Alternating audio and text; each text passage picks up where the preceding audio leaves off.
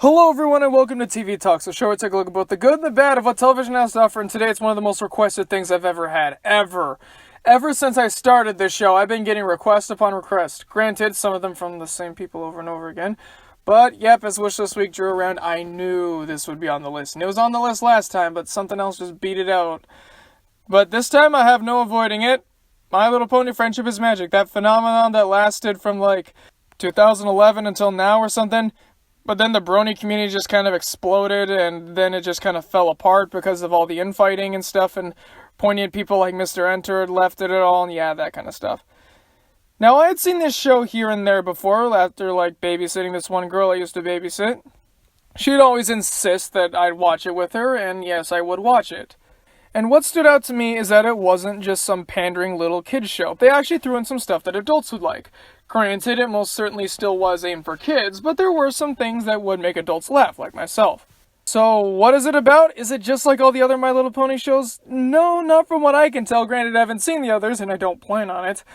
This is about a pony named Twilight Sparkle who comes to the town of Ponyville, okay, clever, and then meets all these friends, and then she has to write letters back to the princess about friendship for some reason, and wacky scenarios ensue.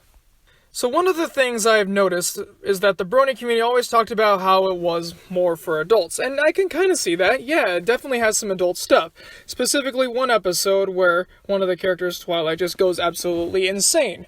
So I had seen 12 episodes to watch this over, and I will be sharing my opinion on all of them.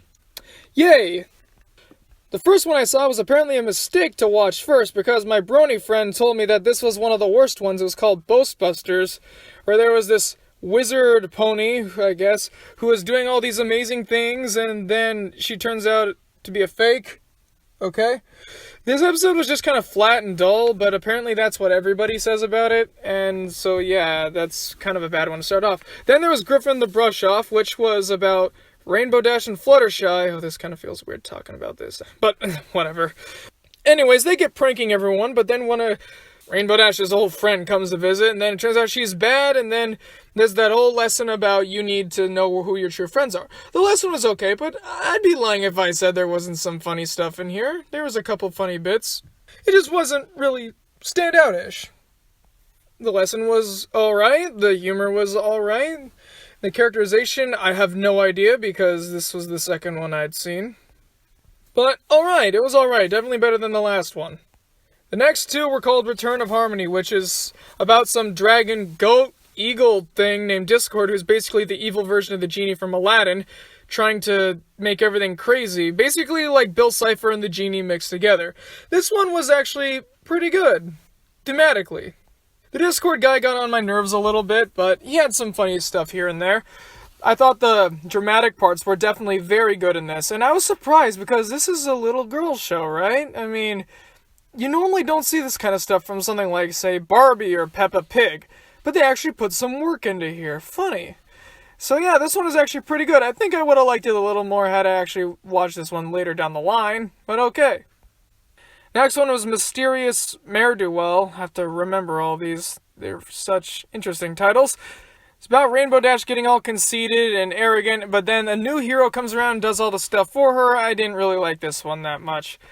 It's the kind of typical, oh, our friend is all arrogant. Oh, look, something better comes along and does the job way better and doesn't ask for anything in return. Huh, funny.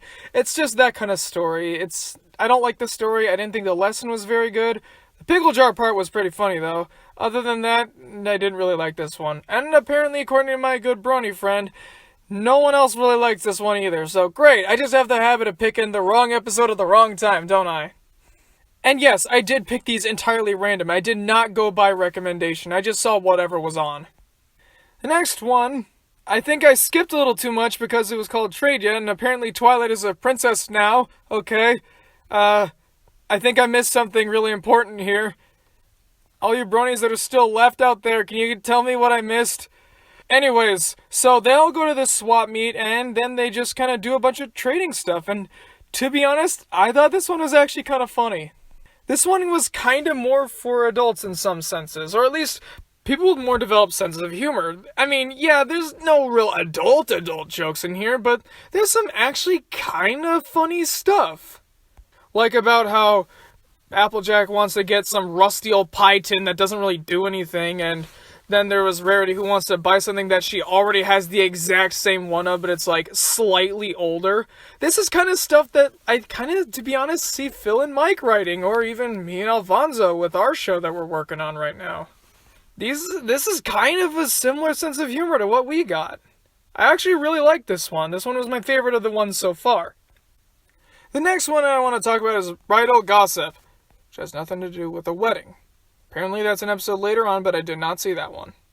So there's this zebra, I guess, named Zakora, who puts a curse on all the main characters, like them becoming tiny or having a voice like Barry White. Okay, to be honest, that whole thing with the shy, Fluttershy having the Barry White voice, I thought that was hilarious, actually. I'm just a sucker for those kind of jokes. But yeah, it's kind of obvious that she didn't do anything and that it was some sort of like poison oak thing, but again, the episode was decent. It was decent. It was, for what it was decent. I can definitely tell that the humor is certainly the strong part here, and to be honest though, the lesson I thought was actually taught a little bit better than some of the others. Granted, the lessons are still kid-centric. I mean, after all, it is a kid show, but you know what? That's okay. They're teaching it in a way that kids aren't getting from most other things, and new ways and new angles, finally. See, me, as a proponent of children's television, I look at a lot of these shows and see, wow, this teaches nothing, or wow, this teaches basically nothing because they're teaching a typical lesson with no sort of depth. It's just superficial. That's one of the reasons why Alfonso and I decided to go into children's television, is because nobody's doing anything right. This is actually doing it pretty well, although it's so far not necessarily for me, although I did enjoy that one episode quite a bit. I can definitely tell that this is doing things a lot better. So, what's the next one I saw? It's called Dragonshy. So apparently a dragon is sleeping nearby the town and it's creating all this smog and stuff. So then everyone goes up to stop it, even though Fluttershy is scared. This one again, pretty good. I like the lesson more than the humor for once this time. I thought it was actually pretty well done. Pretty solid writing, and I'm finding that I have a lot to say about a lot of these episodes. The next one was The Ticketmaster. This one was okay. It was just kind of the typical, oh, this one person has a ticket to something, but all the friends want to go, oh no. But aside from it being ponies, I don't really felt like it had that much of a difference. Even the lesson I felt was kind of weak, but apparently from what I'm looking at right now, this is like the third episode, so I can kind of see why this one didn't start off with the best, but, you know, that's okay. That's okay. First seasons, especially first few episodes, are always supposed to be kind of weak because you're kind of getting used to the characters and getting used to the style. So, I'll give it a pass for not being the greatest, but alright.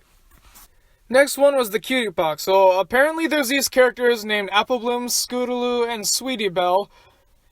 I'm still not used to these names. I mean, I didn't grow up on things like My Little Pony. I grew up on things like Bionicle and all that. But that's not important. So they're looking for their cutie marks, which is, from what I can tell, these little marks on their butts that tell everyone what their special talent is. And they don't have theirs yet, which actually I think that's kind of an interesting angle. I mean, I don't know anything about My Little Pony lore or anything, but that kind of seems like something that they probably would have been able to do / market in the early days. So one of them comes across Zakora, her again. I like her voice. It's nice. And then she ends up getting her cutie mark, but then she gets a whole bunch of them and she can't stop doing the talents. I thought this one was pretty funny, although there is a serious problem I have with it. 1/3 of this episode is just her showing off her talents, which was cool at first, but it really just starts seeming like filler eventually. The plot just kind of stops, and then we get all this stuff, and yeah, it's fine, but you know what? It didn't do much for me, but the lesson was alright. The humor was decent here and there. I thought this one was probably the most hit or miss out of all of them, though. The next one I saw was Lesson 0. This one was my favorite. This is the only one, I mean, I know I like that one trading one, but this is the only one that actually got me to laugh a lot, out loud. And it was kind of embarrassing, because I was laughing at a pony show. But hey, if all those bronies and some of my friends who like this show can do it, then I can do it too. Because I am a man, and men don't have to worry about masculinity when they're watching a show about ponies in the privacy of their room with the parents not home. Yeah, it still felt a little weird. But you know what? It was actually really funny. Tara Strong is such a really good voice actress, and we know she can do really great things from things like Powerpuff Girls or Drawn Together, but she was really funny here. So, this one actually does some genre breaking, and some stuff that you wouldn't think would come out of a little girl's show, huh? So, she forgets to write a letter this week, and then she starts losing her mind because she can't write the letter and has nothing to do it about, and ends up just going insane and causing the whole town to riot. I thought this was really funny. Specifically with Tara's performance and the facial expressions. Both of those were really well done. I thought this episode was good, and I actually may or may not go back to watch it here and there. Who knows? We have 2 more now before I start going over the general thoughts of the show. First one, I don't dare say the title because this is insane. All you need to know is it's about some sort of cider making machine. This one I actually found interesting because they didn't teach a lesson. They just wanted to have fun. Which is kind of refreshing, actually. Most little kid shows force a moral in every time, so I guess this kind of shows it's okay to take a break here and there. And yeah, the humor was pretty good. Not some of the best I've seen, but still pretty good. For this show, it was pretty good. And that's exactly how I'd give the episode. Pretty good. And then the last one we got is A Friend Indeed, where Pinky is everyone's friend except for this one guy named Cranky Doodle Donkey, and then she tries to make him smile and be happy. First of all, from all my Brony fans tell me that this Smile song is really, really popular in the fandom, and yeah, it's peppy and catchy, and yeah, I'd be lying if I said it wasn't pretty catchy, and I started humming it accidentally a couple times. Yep.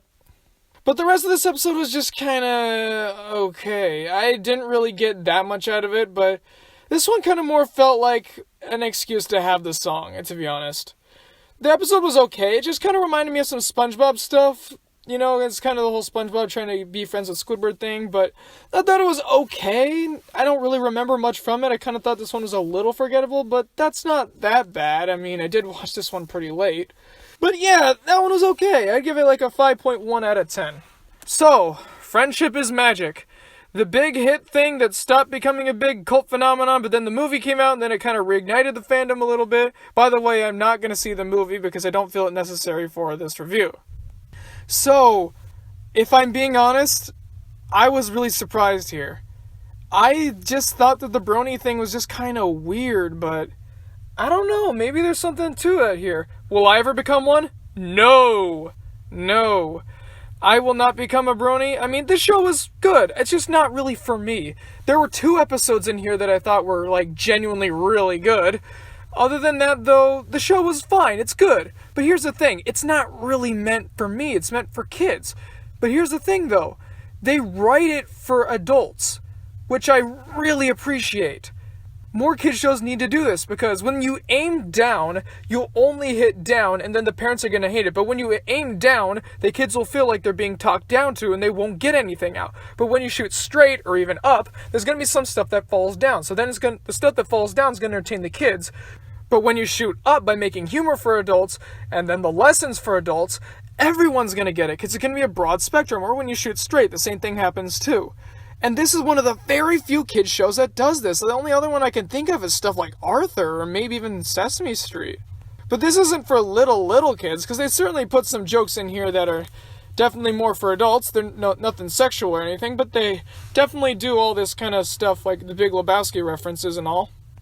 And yeah, this show did get me to laugh a few times, and you know what? I actually might have Alfonso sit down and watch this with me, because like I said many times, when we're making our educational kids show, we're taking a look at any show we can to see what they did right or what they did wrong. And we found some really bad ones, let me tell you.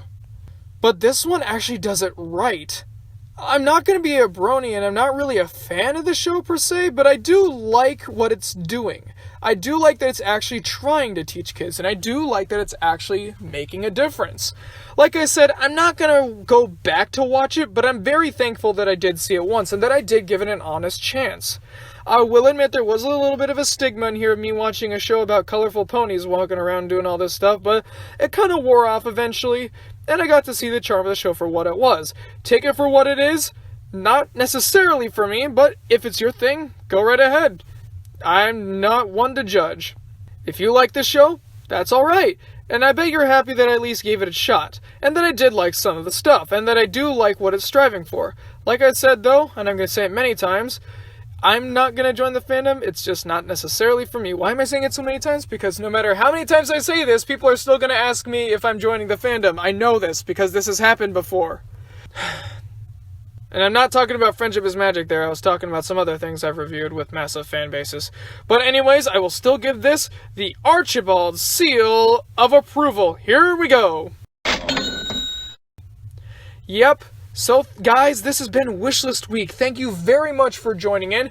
Tune in next year for more Wishlist stuff, and tune in 2018 for all this exciting stuff with the return of the Simpsons seasons, as well as regular TV talks. But we're gonna get one more tomorrow. One more that I really, really want to talk about. And because it's Christmas, I feel like I can talk about it. We're gonna be talking about